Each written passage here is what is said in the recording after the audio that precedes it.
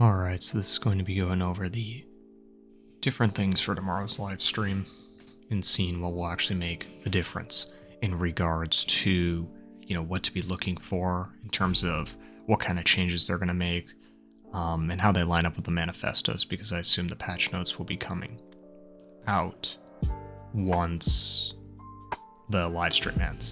So what are these things? Well, first is Archnemesis, and why I have this POB up, this is just kind of a sample POB that I happen to have, and the DPS is really nice, so it's just easy to work with. Easy numbers, which is just like roughly 1 million, just to kind of help demonstrate some things that we're looking at for tomorrow. So first is Archnemesis. So depending on how those mods are balanced, we could be seeing that. Keep in mind, if you don't see a buff to something, then if they nerf the game, as in they buff the player, then the build gets stronger, right? So let's just say your build does like 1 million damage, right? And this is like with the current setup with everything, right? But then if we go into config and we start giving more elemental res, maybe like 70% or something like that because of Archnem or whatever, right? Our DPS drops. But if next patch we're finding that mobs have like 30% or something like that, or on average a lot less, then the damage goes up. So that's something really important to keep in mind. Likewise, if they go too hard and there's more resistance, then your damage will go down. So Archnem will be a very, very important thing to look at, because that's the overall game in which you're fighting. So regardless of what build you're playing, that's going to determine, a global buff or nerf, because this is a game system they're changing, right? This isn't like a specific skill or build. So that's number one to look out for. On part 2 of Archnem is the damage that they deal, right? Because if they're dealing, let's say, I don't know, just putting in here, like, let's say like 2, it's kind of already defaults in here, but let's say like 2,000 physical damage or whatever, with an Archnem hit or a insert whatever. Again, this is just kind of throwing out a number. And you're taking like 1,600 or something like that. Comparatively to next patch, if they're only dealing like 1,500, and you're taking an extra like 400 less or something like that. Point is, what I'm trying to make is that depending on how much they really crank up the damage of Archnem or reduce it, will, I think, influence the feel a lot of next patch. Because again, it's a game system. It's not something that the skills rely on themselves. But let's go ahead and transition that into skills. So what about regarding skills? So for the most part, I think in terms of skills, be on the lookout, of course, for any outliers, like if they really try to crank the damage or something. But for the most part though, if the overall game is nerfed, I think that'll open up enough that like you really shouldn't have to worry as much about the patch notes and such, unless again there's like an absolute crazy change. Like when you see like a 10% change or something like that, so it's like whatever generally for the most part. But if you see something crazy like a 50 or 60% or something like that, which could very well happen, then that's a lot bigger thing to be looking at, because what that can mean is you could get a skill online earlier or have it scale better. So I'm going to break down those two concepts. So let's say I'm playing a build like this, right? And I'm playing, in this case, I just have Lightning Conduit selected, and I'm leveling with this build. And I'm going, okay, going along, or whatever, and I'm running through the axe, okay, and I feel my damage is fine, I'm okay. And then let's say next patch they come out and go, okay, we're going to buff the damage by 40%. Well, if they were to buff the damage by 40%, that would even be my early act progression is getting a lot of this early damage, and which is very, very important.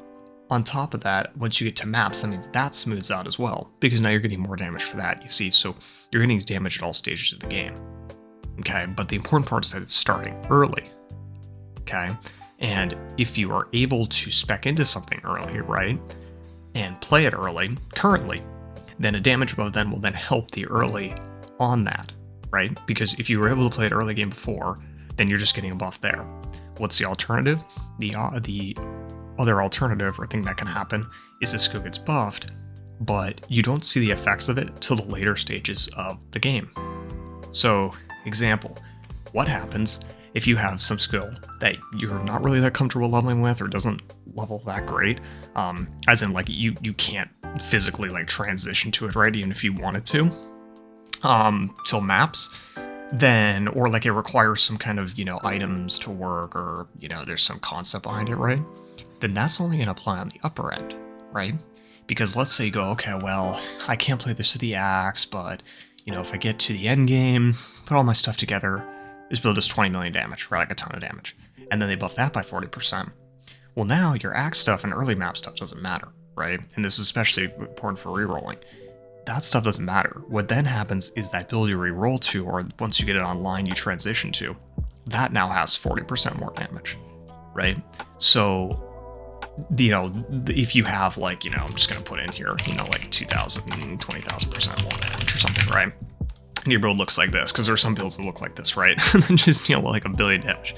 And then all of a sudden they go, okay, you get 40% more damage. I don't know if this is going to do it correctly or not. Yeah, it does. Okay, cool. Then great, you go from 200 million to 280 million. But that doesn't improve your early game progression, which is why I'm hoping, again, I'd be on the lookout for this, is be on the lookout for stuff that'll affect your leveling and early mapping, okay? Because for the most part, I think that's where generally everyone's at, right? Like once you get to this point, it's smooth sailing anyways, so any additional crazy numbers, yeah, they look fun on paper, and maybe it saves you an extra like couple seconds on the boss or whatever you're trying to kill, but the idea is that we're looking for more early game act-oriented stuff that then transitions into the later stages of the game, right? So that's really important. So that's Archnemesis skills. Next up, I'm going to throw in there too is melee and what they're covering. So it's interesting because, obviously we've had like lightning strike and things like that, and like helix be kind of the cool melee, right? Even though they have a very, very long range. But we've also seen some interesting archetypes come out regarding, quote, like melee and such, but be pretty decent. Bone Shatter, obviously being a very, very good one.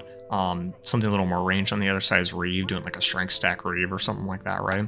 Which there could be made, if you use a lot of strength stacking, you could slot in whatever, which you definitely is a strong archetype, so you can kind of mix and match the skill you want.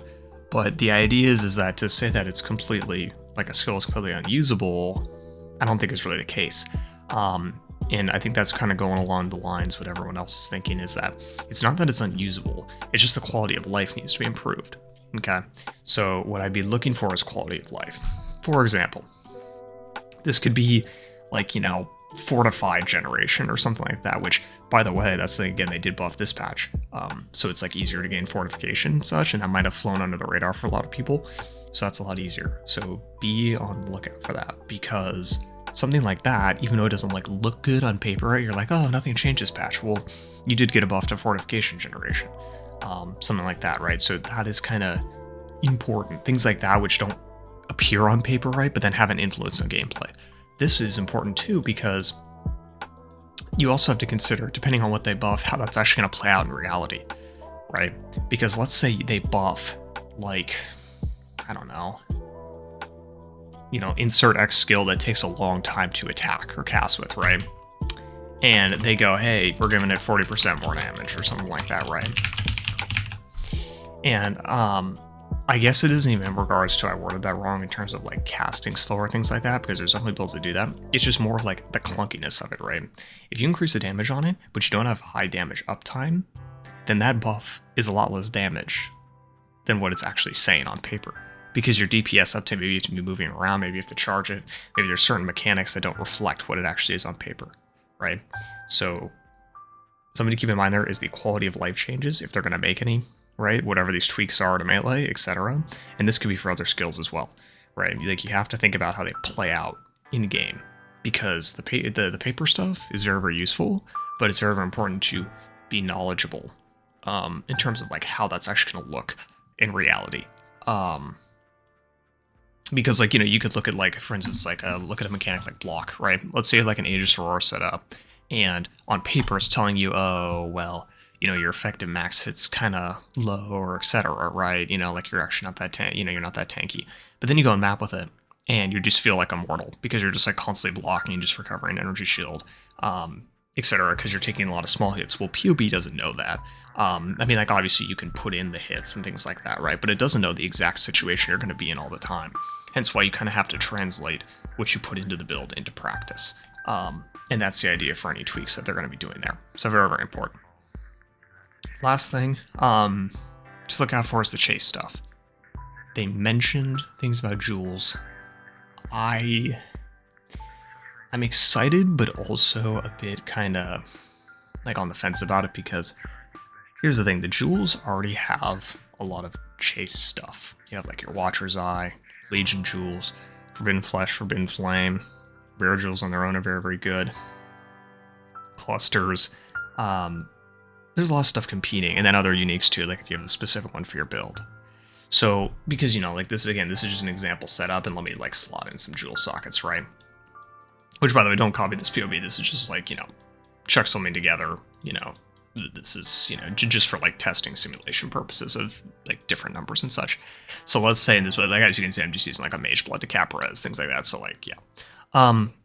So as you can see, let's say we have like 4 jewel sockets in our build. Well, with all those jewels I just mentioned, that fills them all up. So this creates an interesting scenario where if you make unique jewel chase items, do you make them mandatory, or how, you know, or not? And are they niche or not? And part of that goes into, are they mandatory or not? And how rare are they? And what, you know, like how expensive they are, all that. Because if you make them too good, right, then you get a Watcher's Eye scenario, which isn't inherently like a bad thing, right? I think the Watcher's Eye concept is really, really cool. I don't have a problem with it at all. I'm just saying that, you know, if you make something so powerful, then it's just going to be used over everything else, right? It cuts out other options. Likewise, if you make these chase jewels not strong enough, you enter into a scenario where it's like, you know, it's supposed to be chase, but it ends up being like, you know, like kind of the meme, right? Like a 1 chaos unique or something like that, right? So where I'm going with this essentially is to be on the lookout and see the effects of them, but then on top of that too, see how powerful they actually are, right? Because a good example of this patch would happen is Grand Spectrum. And you're going to say, oh, well, you know, Grand Spectrums are fantastic. And I think it was like these, I forget which ones, I could take a look on the trade side, but I'm too lazy to. Like the power, like the charges ones are like really, really expensive and stuff like that, which for sure I get it. You can do some like crazy setups and things like that, right? Or maybe it's the damage ones, I don't know. The idea is that they're expensive. But the thing is like, versus what they give you, like a lot of people are kind of like, hey, you know, like these give you a lot, and maybe they're min-max you, right? Which is why they're so expensive, but you can get something a fraction of the price that basically does the same thing. And that's something to look out for on these unique jewels, these chase jewels, because if you can find something like that, then it's kind of like, why, you know, why spend your time going for those when you just get something a lot cheaper for the same price? So keep that in mind when assessing unique jewels and their power, because that's going to be really, really important, you know, because you go, oh, well, Mage Blood, obviously, very, very expensive.